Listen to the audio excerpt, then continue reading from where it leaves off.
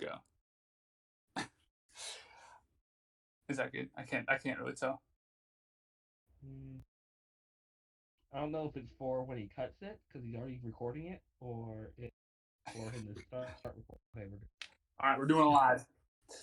All right, welcome everybody. We are back in week 6 version of the ASUN show, home of the big girls, and they're always going. So let's just Yeah. jump right into it. FAMU, did you want to get into last week's games? Yes. So first one to end was mine and Penn game, where I got absolutely blown out 45-7. Um, that was just uh, apparently has some kind of pattern that I don't know, and it just Jocks just absolutely destroyed me. So yeah, so I've already bounced. I've started to bounce back, which we'll get to in a little bit, but that's just a devastating loss. I was hoping to get that one as a revenge game from last year, and it just didn't work out enough. Ugh. Yeah, Jock's kind of had the ASUN's number this year in out of conference games. Yeah. Does not beat Sanford. Campbell. Will confirm. Okay. Next, on the docket, we got the Dad Bowl, Delaware State and Kennesaw State. Kennesaw State kind of continues that self-fulfilling prophecy of leading up to the fourth quarter and some sort of mishap or miscue happenstance, and it's tough at the end. There's a fumble at the 2 yard line at the very end of the fourth quarter, I think, with less than a minute to go, and that kind of forfeited the win right there. But it was definitely interesting to watch and see him take on a ranked team in Preller and take him all the way to the wire. I think that's his third ranked loss this year, and that was a one possession loss. It's tough to see those types of losses, but he kind of redeemed himself with a game over UNA, a scrimmage over UNA during the week, and affirmed his seat as the best 1-4 team in FCFB. So if there's a consolation, Yeah. that's probably it. Then we have Chattanooga coming out over Youngstown State for Chattanooga's first win of the season, and it was actually on the last second field goal, getting the win instead of going to overtime. So we lost one winless team this week, and I'm pretty sure we lost a second. Get to it a bit. I want to say let Chatty shine. Yeah. Shine. Let him shine, baby. Um, Next, we had Campbell, for lack of a better word, decimate Montana 55-27. Extremely well balanced offense, 534 yards of offense. That's he's become, I believe, the number one most balanced offense by stats in the NBA Sun. So definitely a nice showing there. Um, and a Montana team that the game got a ton of hype and it was interesting. We were kind of curious to see which version of Montana would come out this week or that week. Would it have been last year's dominant team, or would it have been this year's team that's kind of struggling from the get go? And it looks like Campbell has learned a thing or two, and he kind of held Montana in check the entire time in a game that was very high on the visibility spectrum. Next we have Portland State just edging out Samford 41-38.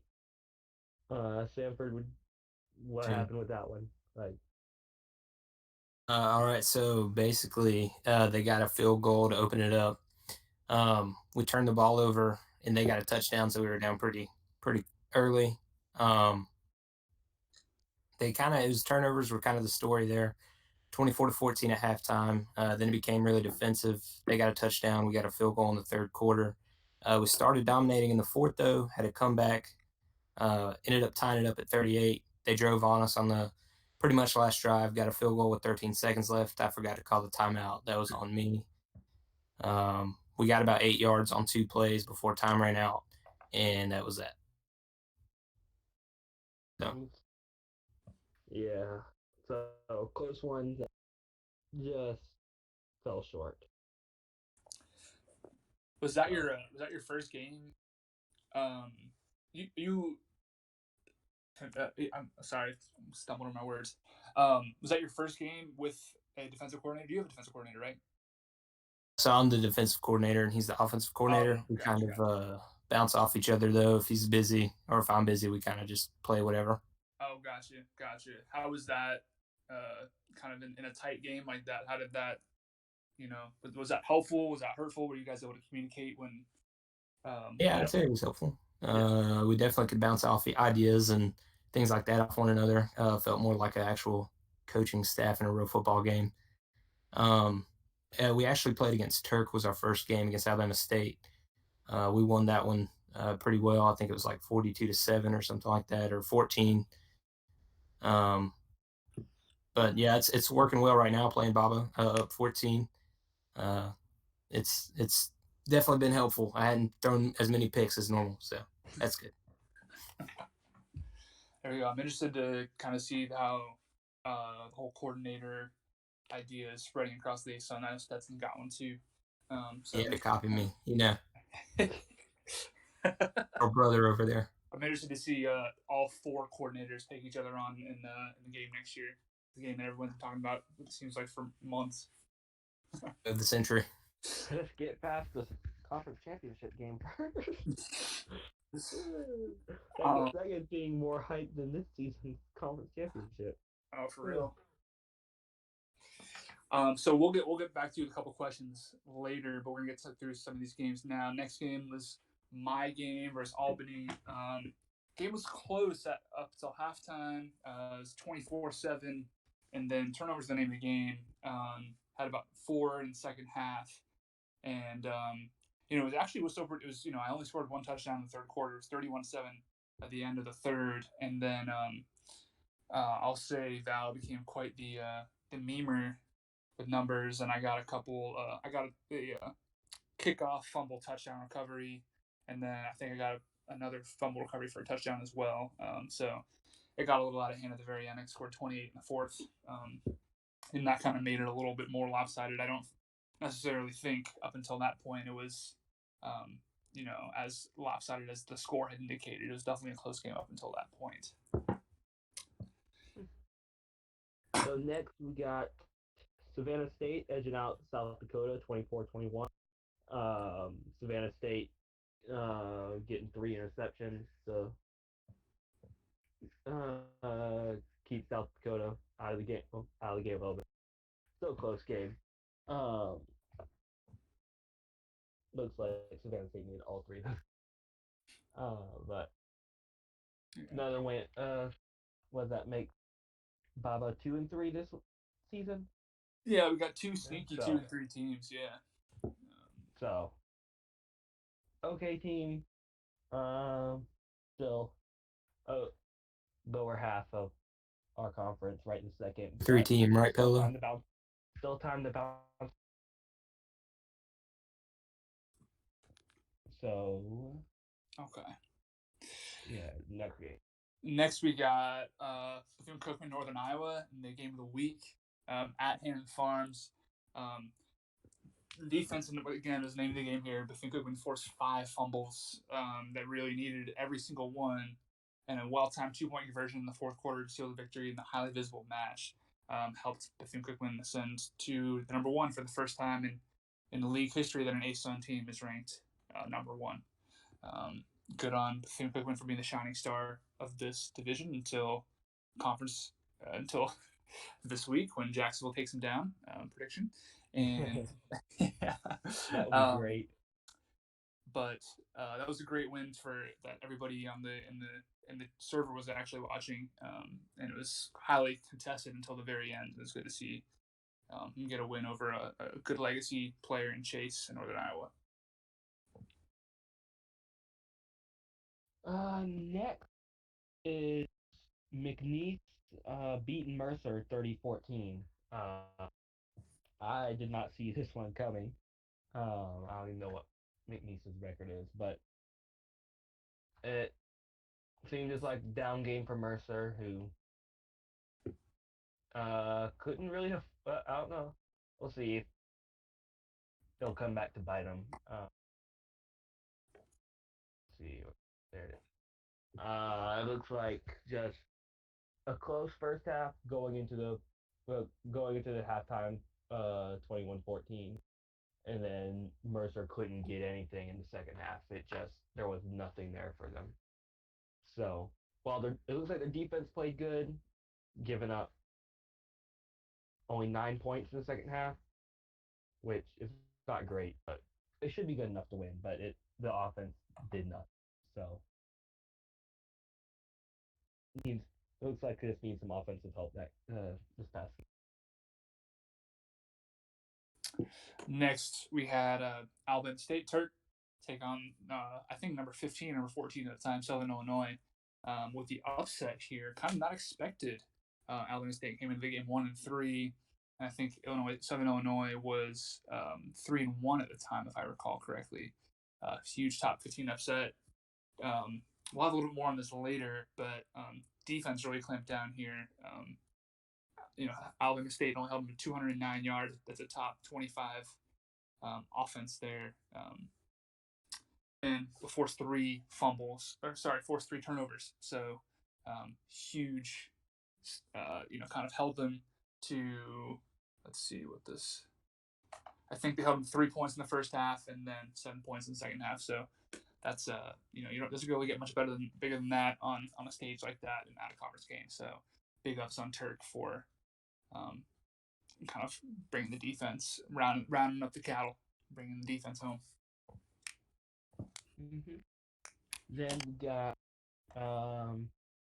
what's NSUI? That's Northwestern State. Maybe, I don't know. But they beat Stetson 21-10. I seem to remember Stetson complaining about special teams in the chat, Nathan conference chat. So that might be the problem. It looks like they didn't make it past halftime. Well, they didn't do much after halftime. So it went into half 21-10. There was nothing scored at half. Maybe a little bit down game. Maybe it was opponent playing slow and he just never got something going. So, see if he bounces back this week.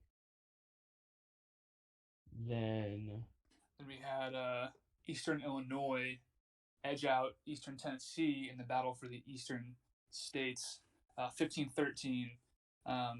ETSU kind of falls close, but not close enough. That would have been a big NBC out of conference win, and for the most part, this is the third game this week where we had our last winless team play, and it was a close game. They ended up on the unlucky side.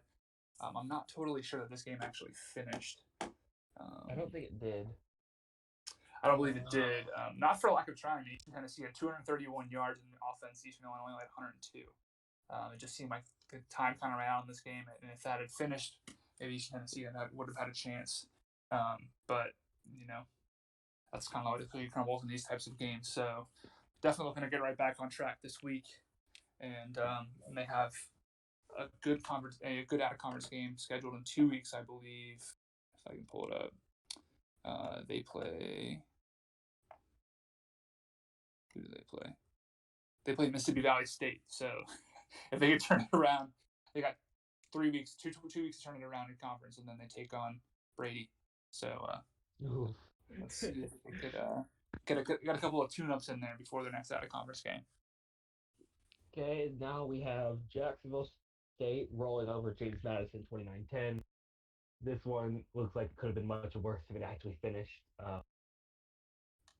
Matt with a dominant second quarter, scoring 22 points. So it seems like a easy victory to keep him in that second spot in the power rankings. And he's getting a much tougher opponent this week that we'll get to in a minute. And the last game that I that finished last week was Jacksonville and Central Arkansas. Jacksonville, our other winless team, got a close win over Central Arkansas in a tight game. I'm not totally sure that this game actually finished either, but it doesn't matter. Got the dub against a UCA team that actually started this year pretty highly ranked, if I'm not mistaken. So, for better or for worse, I think they're also 1-4 now. But Vinny's a good player, and I think this game didn't even get out the first quarter. But if it was any indication, this would have been a high scoring game, 17-15 before the end of the first. So big ups on Jacksonville for pulling that out of conference victory out for us. Okay, getting into this week's games, we start off with Jacksonville State and Campbell, which is tied at 7 at the beginning of the third quarter. This looks like there wasn't much offense in the first half. There's no turnovers or anything, but Campbell missed a field goal, and they each only have a little. Well, Campbell has 150 total yards. Jacksonville has just over 100. It looks like it's a low-scoring game, though they could totally open it up in the second half, and it could become a shootout. Next, we got Samford and Savannah State. Samford, I'll let you kind of touch on this one a little bit. Still 22 seconds left in the first quarter. So we basically still have a long way to go, but we got 2 quick touchdowns.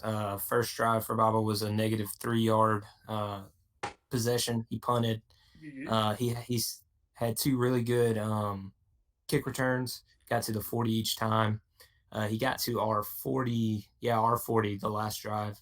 It was 4th and 1. Had a big stop, but I fully expect Baba to score some points on us. It's just a matter of how well our offense does. It's exciting. This will be a big turnaround after last week. You're definitely looking to get back on the right track, and you're definitely starting on the right foot. Yeah, for sure. Okay, I got looks like I finally got a bounce back game, up 14-0 against Alabama State with 6:20 left in the second. So 14-0 is not a big lead at the beginning of the second quarter. But I think he has 4 drops, 2 turnovers, 2 punts. So defense finally showed up. Offense, well, not fully there. We turned over on downs once, but 14 points still good in the first quarter. So see if I can pull it out. Next, we have Chattanooga, Alabama A&M. Chatty kind of continuing a bit of the momentum right now. He received the ball, stopped him, and then had the ball in his territory and actually missed a long field goal, and then he kind of turned that around and tore off a 75-yard run for a touchdown, and slowly driving back in his territory right now. Definitely rattled me a little bit. He's been a difficult opponent to scout and kind of follow because he's not super active, so I don't exactly know his gameplay. But definitely not overlooking Chattanooga this week, despite record differences. It's not going to let this one be a trap game for my boys. Okay, then we have Bethune-Cookman Jacksonville, which is only a minute and a half in, so still 0-0. See if Bethune-Cookman can continue the undefeated streak. I don't even know how many undefeated teams there's left in FCS. Not many. I think there's 3 5-0 teams left. Bethune, Cookman, Bryant, and Missouri State. I think there's a couple 4-0 and 3-0 teams. Okay. So we'll see if they can keep it, or never know. Jacksonville might get second win in a row, and it be a massive upset. We'll just have to wait and see. Jacksonville's kind of sneaky. They've had at least 2 or 3 games this year that have been decided by 3 points or less. And I mean, I know Bethune-Cookman's a real good squad, but I wouldn't be surprised if they put up a bigger fight than Capello actually expects. Yeah. Then we have two games that haven't started: Stetson and Mercer, and Eastern Tennessee and Kennedy. Uh, Stetson and Mercer is probably the bigger one, just two 1-1 teams in the South. Both coming off disappointing losses last week, so both trying to bounce back and a step ahead in division and conference. So yeah, and then Eastern Tennessee still looking for the first win. Kennesaw trying to get over the curse it seems he has on him. So we'll see who comes out there. All right, next we'll hop right into conference rankings. Well, I guess maybe we can give a standings idea first. See if I could add this little pick to struggling with this right now. Yeah. Well, I'll just kind of walk through it. In the North, we have two 2-0 teams, Alabama A&M and Samford, both 3-2 overall, 2-0 in conference, and three 1-1 teams: Jacksonville State, Campbell, and Savannah State. Jacksonville State 4-1, Campbell 3-2, Savannah State 2-3, and then ETSU and Chattanooga still looking for their first win in conference play, 0-1 and 0-2 respectively. And yeah, they Chattanooga with their big win last week. You want to look at the South? In the South, we have one 2-0 team left, which is Bethune-Cookman. 4 1-1 teams, so me, Mercer, Stetson, and Kennesaw, and two 0-2 teams, Alabama State and Jackson. All right. Let me see. Okay. Looks like We'll put the power rankings in the chat. Let me see if anyone has access to them. I wasn't able to save. Or Sam tweeted them out. You probably saw it. Okay. Well, maybe I could run through my rendition first, and then we can kind of compare them if you post them. Yeah. So my rankings, we have a interesting group this week with a bunch of 3-2 teams. So I imagine that's where a lot of the disparity is going to lie. Top two probably shouldn't have changed in most people's rankings. One is Cookman, two is Jacksonville State. Yeah. I had 3 is Campbell, 4 is Alabama A&M, 5 is Samford, 6 is Mercer, 7 is Florida A&M, 8 is Stetson, then 9 at Alabama State, 10 is Savannah State, 11 is Chattanooga, 12 is Kennesaw State, 13 is Jacksonville, and 14 is East Tennessee State. Okay, so I had the same as you, except I had Kennesaw and Chattanooga switch. And then with the 3-2 teams, I had Campbell, Samford, Stetson, Mercer, Alabama A&M, and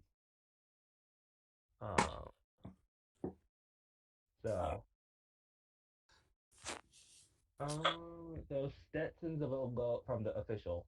Stetson's I think a little low from mine. Yeah. Okay. I had you ranked way lower. I had you at 7 and then me at 8. The disrespect. The disrespect. Jade. Put some respect on my name. So yeah, let's go. Next we're gonna, before we get into Shine or Shade, and the Sunny D, we're gonna run through some of the belt situation real quick. So the belts haven't changed too much since last week. As of right now, Georgia belt is basically wrapped up with the Georgia belt is going to be decided in week 12, when Kennesaw State and Mercer play in that ridiculous game of there's 3 different outcomes depending on the scores and the differences in scores. There is a Florida belt game this week, Bethune-Cookman and Jacksonville. Jacksonville travels to Bethune-Cookman, and not the easiest matchup, but it is also another opportunity for Jacksonville to get on that dub line in the Florida Belt. They have already lost to Stetson 20-6. And Alabama Belt has not changed yet. I almost end my season on 3 Florida Belt games. I just realized that. Big brain moves. Yeah. I got Bethune-Cookman 9, Stetson 10, and Jacksonville. I was like, almost, but that very well will decide who wins Florida Belt. Yeah. So next, we got the Sunny D of the week. So this was kind of a hot topic of discussion a couple days ago in chat, and I definitely want to make this a little bit more of an interactive segment. So I'm glad we kind of discussed a little more in the weeks to come. I'll try to make it even more interactive because I just think that it should, and it gives everybody a chance to kind of voice their opinion. But this week, Sunny of the week goes to Alabama State. A big top 15 win, holding them opponents to just 10 points. 3 turnovers forced, and holding them to just over 200 yards. I think this game meant a lot for their resume, and totally, I think the surprise factor, the unexpected factor, kind of made this a much bigger win in my mind. There's a couple other people that are being considered. Definitely, Bethune-Cookman forcing 5 turnovers versus UNI was huge, hard to ignore. That was pretty much a defensive struggle as well. Defense came up to be the deciding factor in that game, but I definitely think that Pella will have plenty more opportunities on a big stage to flex on defense. So I think Alabama State deserved this one this week, and he'll get a piping hot glass of OJ coming his way. Okay, then you want to cover name change as well? I'll just take this one. Okay, so this week the ASUN voted to change the division names after this season. So instead of the North and South, we'll have the Dawn and Dusk. And which name was assigned to which division is going to get decided by the conference championship game win. So we have the names. We just don't know which side, which division is going to get which name yet. Right. Yeah. Awesome. So that wraps up that portion. I guess we can get into the Samford interview now, and then a little bit of shine or shade after that. I guess I actually have a question, Samford, and we kind of already touched on it with the changing program with the offensive coordinator, defensive coordinator. You've also become quite the social media face of the ASUN, releasing a lot of news recently. Do you have anything? How do you like this new position that you've kind of taken for the conference, and how do you feel it's made an impact as far as how people view the ASUN? I feel like it's definitely gotten some more face time for the ASUN across the server. I mean, the stories kind of write themselves. All these people using fake computer programs and nail salon techs without borders. Pella with his charitable contributions definitely helps the ASUN. Makes my job easy. Yeah. Oh wow. So I also wanted to talk to you about this brewing rivalry with Stetson, and a little bit about how you guys had come to the decision to strike a deal in the Benz over the next couple of years. Want to touch on that? So we decided there because really I decided and asked them, and then didn't give them a choice because I tweeted it out. But it was pretty much a central location. Stetson being in Florida and Samford being in Alabama, Atlanta just seemed natural. I feel like playing at a neutral site will not give him an opportunity to complain when we beat him by 40. Sheesh. we'll bring the Trash Talk channel into the Atlantic Sun Show chat channel tonight. We're gonna need a show where both of them are you and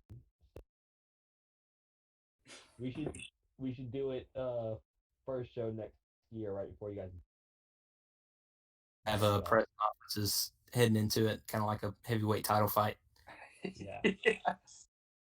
And we'll have y'all play live in the nearest local cookout.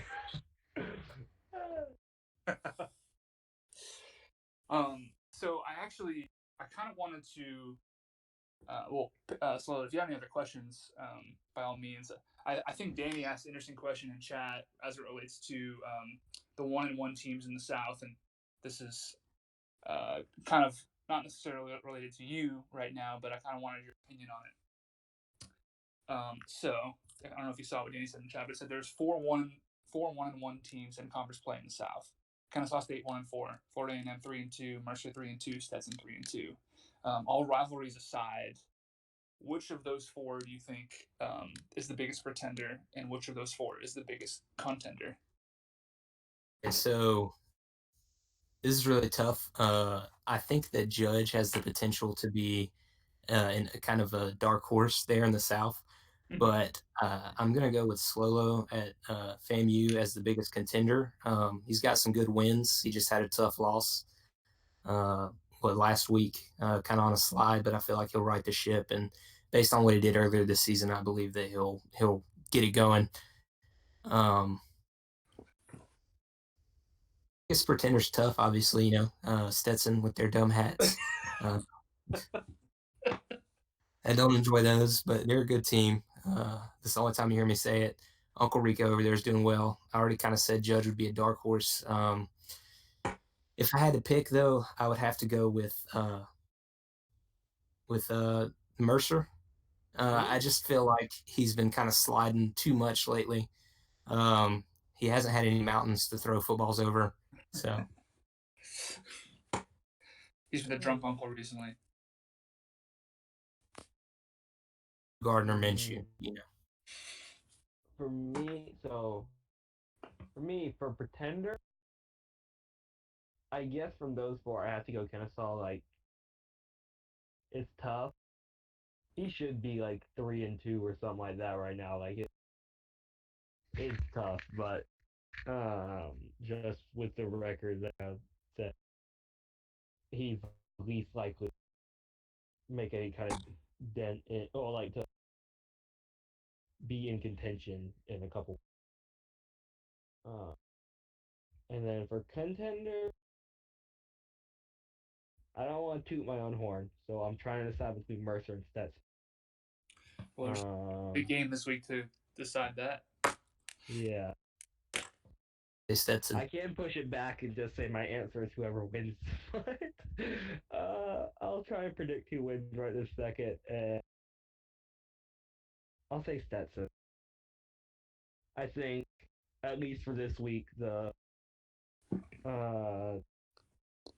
coordinator thing gets Mercer out of rhythm, like just two different people picking them. I think he gets the win, and if it comes down to it, that'll be the tiebreaker later in the season. Damn, that would be like the ultimate irony if the tiebreaker came down for the Georgia Belt to Mercer and Kennesaw State, and the tiebreaker came down to Mercer Stetson as for some sort of tiebreaker in the conference championship game of the playoff or something. That'd be ridiculous. Yeah. What about you? Who do you think? Just to play devil's advocate, I actually think, I don't know, Mercer is flown under the radar so far. He's got He's received votes for the top 25 in every week this whole entire year, and I think that that's something to take notice of. I mean, other people think he's a good coach. Other people think they got a good team going. I think he, out of the three, just because you guys had mentioned the other 2 3-2 teams, I'm gonna go Mercer, and I do Sanford. I also think that Kennesaw State's a big dark horse. I think he has the ability to have beaten everybody on his schedule so far. It just hasn't gone his way. I do think the 1-4 record is going to be a tough mountain to climb out of, especially getting into the end of the season where there's some bigger out of conference games and conference games just mean more. I think he could be a dark horse. I don't necessarily think that any one of these guys is going to be, not to be like to totally cop out of this answer. I think all of these guys could be potential contenders. I think maybe KSU has the hardest shot, but I don't think it's impossible. And I don't think any of them could really be pretenders either. I think Kennesaw State rights the ship and finishes with an above 500 record, and I think all three of these guys, all three of Florida A&M, Mercer, and Stetson, all finish above 500 by at least 1 or 2 games. So I think, but I think Mercer out of the 4 probably is the biggest contender. So I had a question, kind of regarding the last question, but it's about the North. I think going into it, Jacksonville State and Campbell were kind of the two favorites there, but now sitting at 2-0 are UNI, Gator, and they're at 1-1 playing each other. So I mean, how do you see that playing out? Yeah, I think that this week has big implications on how the North turns out. I think whoever loses this game between Jacksonville State and Campbell is going to have a really tough time getting back into the slate of the conference championship game in the North. And whoever wins that game, actually, probably, up until our game, I think we played week 10 or week 11. End of the season. Oh yeah.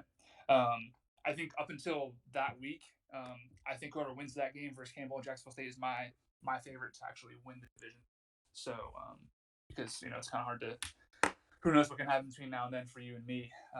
I know, but I think, and then obviously if things stay the same way they are, I think whoever wins our game will go to the conference championship game.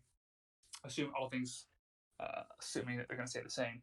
So my schedule's pretty backloaded. I got Slolo next week, and then I have Campbell week 9, U week 10, Chatty week 11, who will still be shining, in Jacksonville State week 12. So I will say that Alabama belt will definitely be looking real pretty. We'll all be all bumps and bruises walking up to the stage to pick up that. Whoever wins that Alabama belt will definitely have earned it. Yeah, I play Jacksonville State week 9. I play U week 10. I play Baba week 11, Savannah State, and then I finish up with Alabama State. So yeah, I definitely got to earn that in the last 4 weeks of the season. For sure. All right. So, Slolo, did you want to start off the Shiner Shade? With the first one, So of the existing 6 3-2 teams in the conference, 4 of them will make the playoff. Sanford, you want to start? Tough one. I'm going to shade it. I'm going to say that getting four teams on top of Pello in there, who's, probably the favorite at this point, is going to be pretty tough. I will say that I think at least 2 or 3 of them will make it in, but 4 just seems to be a bit much. And that's, we all still got to play. That's assuming that Jacksonville State's also they're 4-1 right now. Exactly. That's it. Yeah, it's definitely a middle-loaded conference right now. That'd probably be 6 teams in the playoffs for the ASUN. Yeah. Which I don't know. With the record, I don't know how possible that would be. I think multiple of these 3-2 teams are going to go against each other later in the season, so there'll be a little bit of eating each other. Yeah, I think 13 ASUN teams should be in there. Everybody but Stetson. So.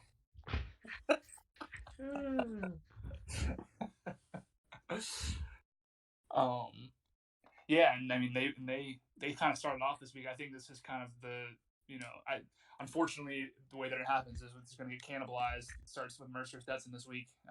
One of those teams is going to be 500 next week. One of those 4-2, and same with Campbell and Jacksonville State. This is actually pretty big week for the conference as far as playoff contenders go. So it starts this week and it only gets harder from here. Yep. I'm gonna start. I'm asking a similar question. So I'll start with you. Of the existing 6, 3, and 2 teams in the conference, one of them will make the conference championship game. Shine or shade. Oh, I don't know. Okay, so I can see it. Like it's not unlikely, but right this second, I think conference championship game is most likely Jacksonville State and Bethune-Cookman, which neither of those teams are 3-2 right now. Right. So I guess I'm shading it. I could see any of those. I could see pretty much any of those 6 teams going on a little bit of a run. Whether it's Campbell winning this week, if and then like that being the tiebreaker against Matt for who goes to the conference championship game, or either me or Stetson beating Bethune-Cookman and that being a tiebreaker and getting it in, like that. I could see any of the 6 teams, but I couldn't tell you which one. And right now, I think it's still more likely Bethune-Cookman and Jacksonville State championship game. So, Dave. A shine that is if just one 3-2 team has to make it, it's hard to be on your game every week. Right. I think somebody will make it in, whether it be Slolo, you, I, or somebody like Mercer. There's a lot of teams that could definitely pull it off. We're sitting at 2-0 at the top of the North right now, and there will be some of that cannibalization uh, as the weeks go on. But it's more than likely not going to be Pelo and Jacksonville State finishing out undefeated and 10-1 or 11-1 rather. There will I definitely be don't some think they have to be losses. undefeated. Just they have to have a better record than us. And right now, Bethune-Cookman has a 2-game lead, so he has to lose a couple times to bring him back down to earth. Well, then Nelson Lontex won't get their nail polish. So who's the real winner there? No, I actually, no. I'm gonna shine that too. I think, and that's kind of weird for me to say. I think Campbell is actually sneaky. Um, I think from what I've seen so far, I kind of get the vibe that he has Jacksonville State's number a little bit. Not to totally jinx him. I know he's not in the chat right now, but I know he probably appreciate me giving him any praise at the moment. But I think he definitely has learned a bit from the previous people who have played Jacksonville State so far this year. Fam, you being one of them. And I think that he's going to show that Jacksonville State is beatable. Now, will he win? I'm not totally certain, but right now he's played as though he could win this game, and I think if he does win this game, that's going to vault him right to the top of the division and conversation that makes it really hard to pick against him as the favorite to win the North. And then the last shine or shade is so far per my elementary calculations, the conference is 21-21 in out of conference games. So shine or shade that we finish 4 games above 500 out of conference by the end of the year. Sanford, I'll start with you. I'm going to shine that just because I believe that we are a very strong conference. We don't get a lot of respect like we should. I feel like, some of these guys I'm actually 1-2 non-con. So, I'm holding us down a little bit, but I, I feel like we'll definitely start getting those out of conference wins and probably more than 4 games even. All right, so we have one out of conference week left, so that means we have to go 9-5. Yep. So, and I think that there's 3 unscheduled non-conference games for week 8, if I'm not mistaken. Yeah, Alabama State, Chattanooga, and Baba haven't scheduled anything yet. But I mean, we got a couple big ones: Florida A&M, Dixie State, Jacksonville State, Montana, Mercer, Citadel, Sanford, Northwestern State, Stetson, Incarnate Word, Houston Baptist, Bethune-Cookman. Those are all big games, and I think if we go 9-5 out of conference, I really think that we're pushing 5 teams in the playoff. I think week 8 will be a big, spotlight in our conference to show that we really. I mean, we started off slow. I think we were 4-10 or 5-9 our first out of conference week, and we definitely turned around. And I think we can for sure, if we go 9-5, if we finish 4 games 500 out of conference, I think we push 5 playoff this year. Good. I don't know. I guess I'll shine it. I think we'll do it. I think 9-5 is doable. It'll be tough. We might be closer to. We might be 8-6 or 7-7. I think we'll get 9-5. I think we can. Oh, Danny had one more question. So Tarleton State is likely moving up to FCS next season. One of the likely scenarios to accommodate for them in FCS, both geographically and to balance conference, is Savannah State to D2, Tarleton and Alcorn to Southland, and then North Alabama or Tennessee State to ASUN. So, what do you think about the scenario? Do you like it, or do you prefer a different scenario? If you do like it, would you rather get North Alabama or Tennessee Tech, or is there a different team you prefer? Whoever wants to start. Sanford, I'll let you go first. I think I actually kind of asked about ASUN expansion on the last ASUN show. As kind of a joke, but with the new team joining, more than likely we'll have to lose Savannah State, like you said. But I think we kind of overwhelmingly said that we would prefer North Alabama to be in the conference. Yeah. But that would make 5 Alabama teams, where a team like Tennessee Tech could open up like a Tennessee belt, Chattanooga, Tennessee Tech, and ETSU. So they'd both be good options. Being from Alabama myself, I'd have to go with North Alabama though. A little bit of homerism there. Yeah. I guess I'll go next. I personally think I think in real life Savannah State is actually moving to D2, and I hope that doesn't mean that Baba would leave the conference and he would go somewhere else. I think I like having El Presidente in our conference, and so if Savannah State moving to D2 means that Baba would leave, I would definitely not want that to happen. But at the same time, it's kind of hard to choose which team from a conference you want to leave when our conference is as great as it is. And then I think, based off of last week's conversation, North Alabama and Tennessee State were like the top 2. I think North Alabama definitely had the advantage, but if assuming that the same coaches stayed, the historian of scouting and Matt, North Alabama, it'd be good to have some name power with him, and then also Poet at Tennessee State. That'd be huge. Those are both really solid players, and I think it would just overall bring name power and value to the conference, and maybe get some more airtime on the late night show every once in a while. If it ever comes back. Yeah, if it ever comes back. At this rate, it'll be back by 2020.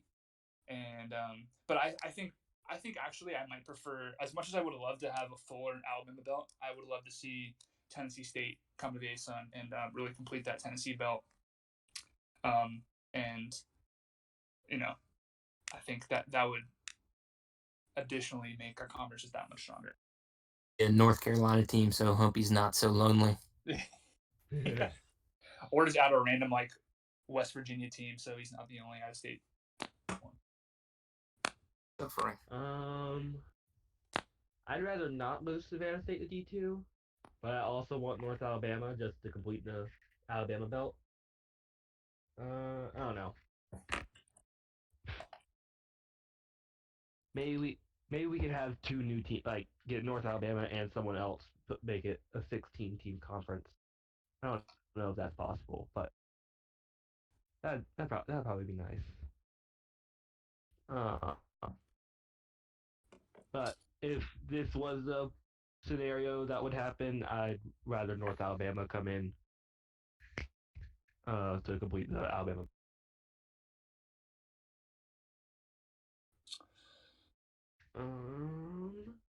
I have a shine or shade. So shine or shade, the ASUN will have a national champion in the next 3 seasons. Oh, Ooh. interesting. Giving us 3 seasons. I'm gonna say shine. Um. I think there's a bunch of good coaches in here between Petlo, Stetson, me, you, Campbell, Matt, uh, Gator. Like there's so many good coaches. Just need one good run, get through. And I think in 3 seasons somebody will do it. So I'm gonna shine. I'm gonna. Man, this is hard. I mean, I think one of the issues we run into is that well, one good thing we do have going for us is that it's a very active conference, and there's a lot of active players in the conference. I think as long as none of our good coaches leave, and we have a good commissioner in Campbell or somebody who's as competent as Campbell, I think we should be. I think I would definitely shine that. But my concern is that maybe some coaches will go to FBS for one reason or another, or over the course of the next 3 seasons in real life, coaches just move away from the game. But I think if we had the current coaches for the next 3 years, I 100% think that we would win a national championship. I think we'll have most of the coaches. I mean, after last season, we lost two, but we lost two people in the conference championship game. Right. But it also the chat was also nowhere near as active as it is now.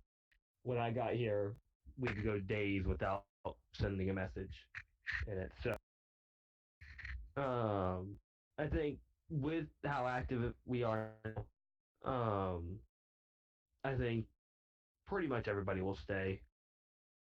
Um,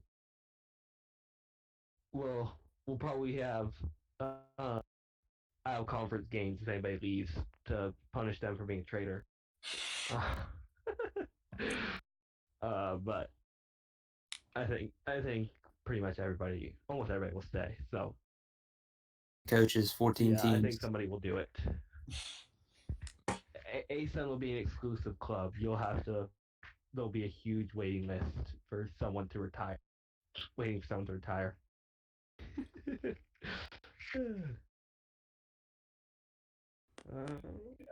Yeah. So somebody asked a mascot question. Do you guys want to? Yes, we will field the mascot question.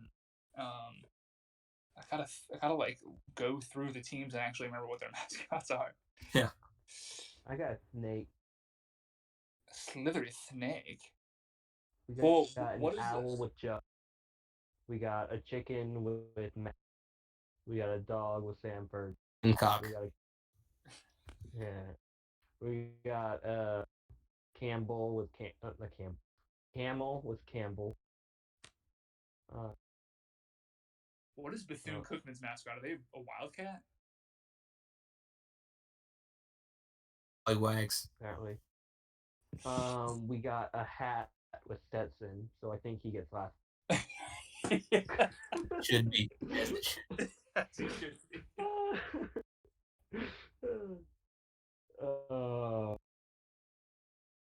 Who else? I mean Mercer's. Mercer Bears. That's pretty solid. I don't know. It depends. I mean, it all depends on. East Tennessee. What are they? The freaking.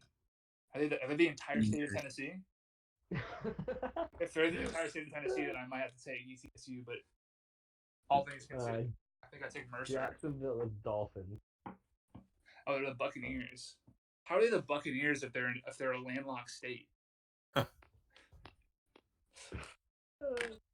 They're inland. They ride the lakes and rivers. Immediately disqualified. What is Alabama State? Buccaneers. Alabama State's the Hornets.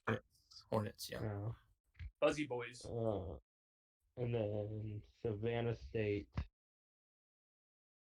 is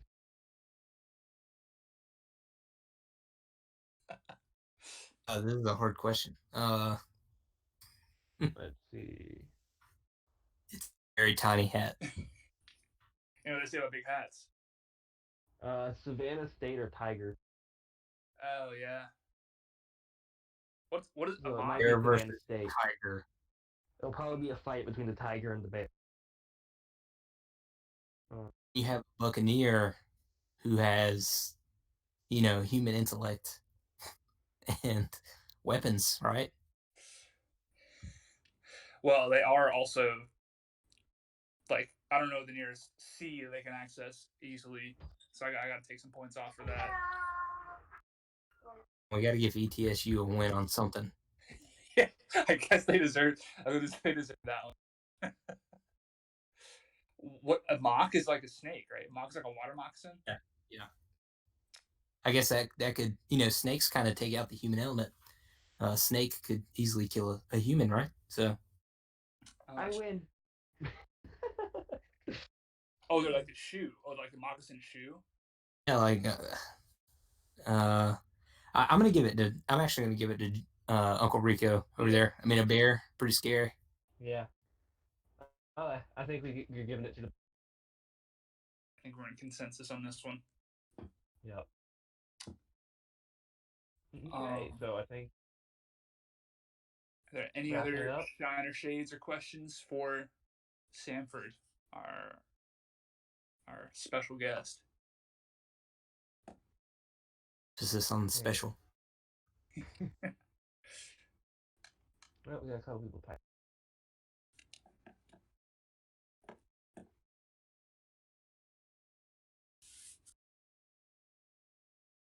No way. What is that? It's a duck? That looks like the child of the Pillsbury Doughboy and a bald eagle.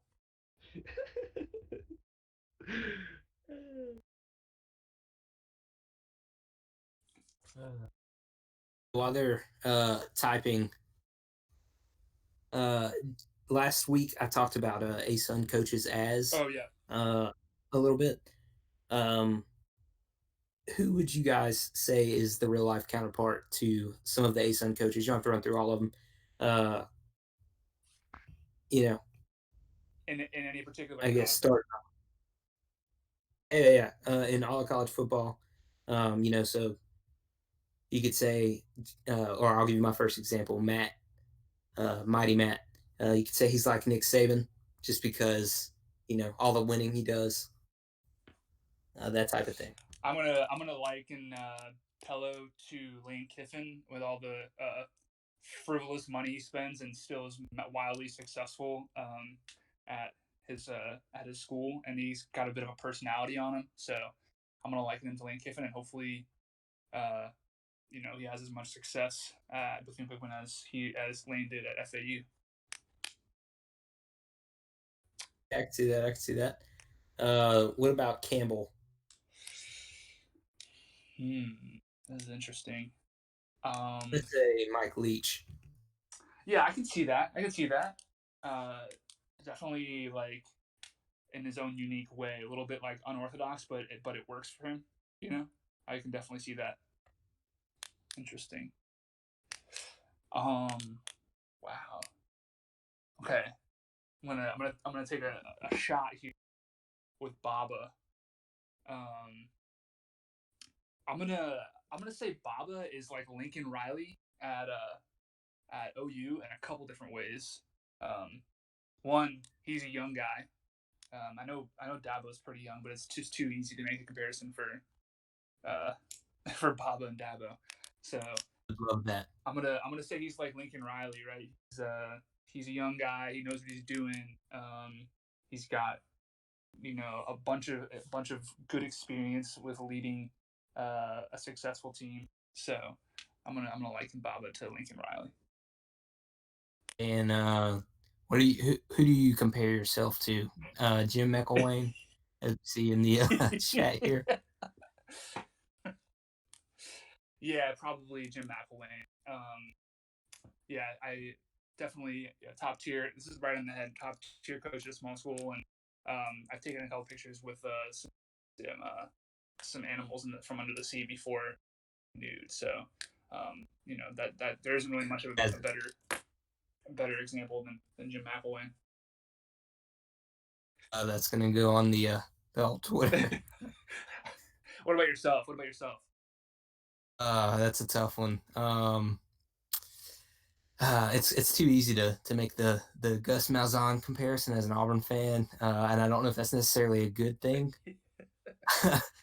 Maybe right now, sitting at 5-0, but yeah. What's up, Judge? We're coming for you. I don't know. What do you think? Interesting. I was gonna say Lane Kiffin before, just based off the fact that he was at a big school and kind of is at a smaller school like Samford now, and I'm the redheaded stepchild, and I feel like Lane Kiffin's kind of the redheaded stepchild of college football coaches. I'll probably make a similar comparison, but maybe not as outlandish as Lane Kiffin is. I'm probably like a Cliff Kingsbury kind of type. Definitely familiar with the contemporary social media, and definitely a good face for his conference when he was a college football coach. But maybe a little bit less unwieldy as Lane Kiffin. Okay, I see it. I'll be on the Arizona Cardinals coaching staff in a couple years. Oh, yeah. Well, if that's all the questions we have, I'm going to end the show, but we can move on. I'll move over to general and for a little after party. But thank you guys for listening. See you guys in 2 weeks. Yes. Thanks, guys.